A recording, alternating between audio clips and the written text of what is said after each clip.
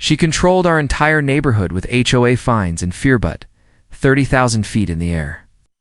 Karen finally met someone she couldn't boss around. If you enjoy watching Karens crash into reality, make sure to like, share, and subscribe to Sham.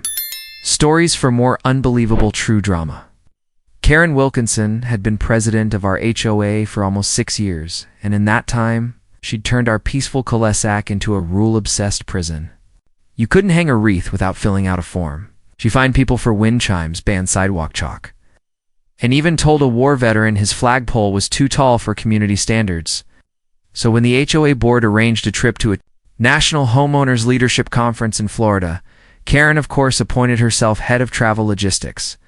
She printed itineraries for everyone, insisted on sitting in the emergency exit row because I know how to give orders. Even told the group she'd be in charge of deciding who got the window and aisle seats.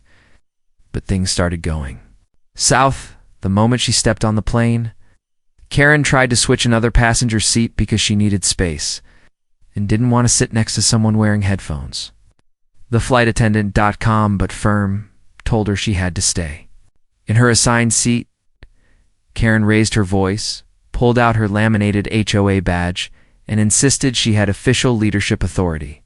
The entire cabin watched in awkward silence. The flight attendant didn't budge, and mid-flight, when a toddler behind her bumped her seat, Karen spun around and loudly scolded the child's mother, claiming the behavior was a safety hazard.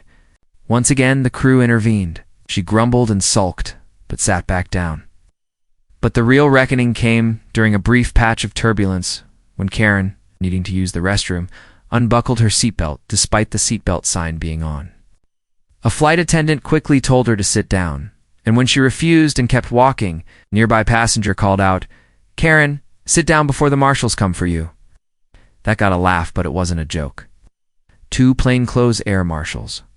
On board were already aware of her disruptions and calmly approached her row when things settled. They spoke to her quietly, flashing ID. Karen's face went pale. She returned to her seat like a statue and didn't speak another word for the rest of the flight. When we landed, she was taken aside and questioned. No cuffs, no screaming. It just quiet accountability. Back home, she never mentioned the incident. But at the next HOA meeting, her usual loud commands were replaced with short, quiet notes. It was as if the sky had humbled her.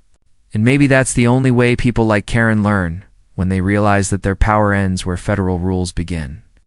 For more jaw-dropping HOA showdowns and suburban drama where Karens get grounded, don't forget to subscribe to Sham Stories now. You won't believe what's coming next.